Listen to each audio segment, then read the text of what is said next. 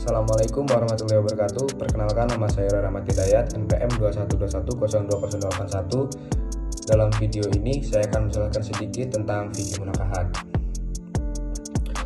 Hal-hal yang akan kita bahas ini yaitu pokok-pokok dari fikih munakahat. Yang pertama, ruang lingkup fikih munakahat. Kedua, khitbah, mahram, iddah dan ihdan bagi istri, putusnya perkawinan, hulu, sumpah li'an, hak dan kewajiban suami istri, rod'ah, wali dalam perkawinan Islam.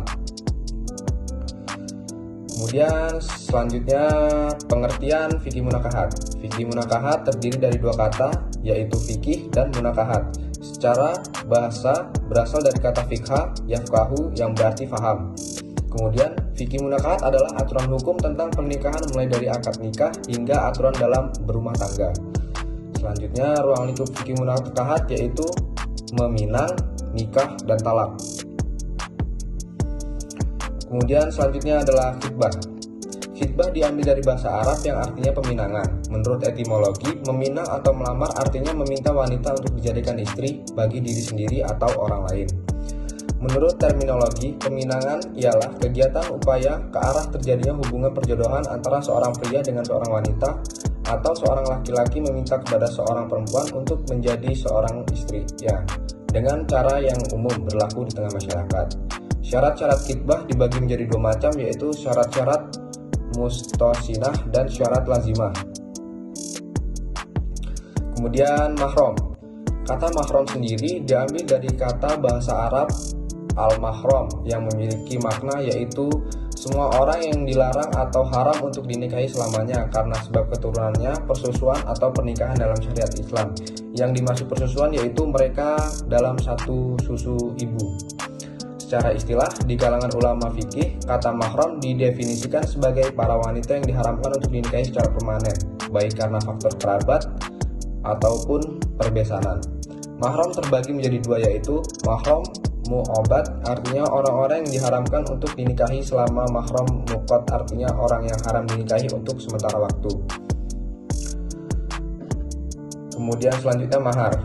Mahar secara artinya mas kawin. Secara terminologi, mahar ialah pemberian wajib dari calon suami kepada calon istri sebagai ketulusan hati calon suami untuk menimbulkan rasa cinta kasih bagi seorang istri kepada calon suaminya. Mahar terbagi menjadi dua, yaitu mahar musamah ialah mahar yang telah ditetapkan untuk bentuk dan jumlahnya dalam sikat akad. Mahar misti ialah mahar yang jumlahnya ditetapkan menurut jumlah yang biasa diterima oleh keluarga pihak istri, karena pada waktu akad nikah jumlah mahar itu belum lagi ditetapkan bentuknya. Selanjutnya ada wali dalam perkawinan Islam. Al-wilayah atau wali ialah berasal dari ungkapan wala asyai wala alaihi walayatan wala wilkayan yang berarti menguasainya. Menurut istilah perwalian, wilayah ialah kekuasaan secara syariat yang dimiliki orang yang berhak untuk melakukan tasharruf atau aktivitas dalam kaitan dengan keadaan atau urusan orang lain untuk membantunya. Macam-macam wali dalam perwalian Islam. Yang pertama wali nasab, wali hakim, wali aldol, dan taukil wali. Kemudian ada kafaah dalam perkawinan Islam. Secara etimologi atau bahasa, kaafah berasal dari bahasa Arab yaitu sama atau setara. Jadi kafaah atau sukufu artinya sepadan, sebanding, seimbang, dan sederajat. Menurut istilah hukum Islam adalah keseimbangan dan kerasian antara kedua calon pasangan, suami dan istri, yaitu sebanding dalam kedudukan, sama dalam tingkat sosial, dan sama dalam akhlak atau kekayaan. Sehingga di sini masing-masing calon tidak merasa berat untuk melangsungkan perkawinan. Kemudian ada walimah al-urs atau pesta pernikahan. Kata walimah berasal dari kata walimah yang berarti kenduri karena banyaknya manusia yang berkumpul untuk menghadiri suatu jamuan makan.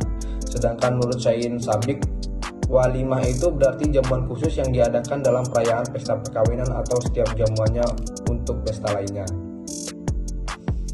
Kemudian ada hak dan kewajiban suami istri. Hak dan kewajiban suami memberi mahar, menafkahi, menggauli istri secara baik, menjaga istri dari dosa, memberi cinta dan kasih sayang kepada istri. Kemudian ada hak kewajiban istri. Yang pertama, taat kepada suami, mengikuti tempat tinggal suami, menjaga diri saat suami tidak ada. Selanjutnya ada iddah dan ihdad bagi istri.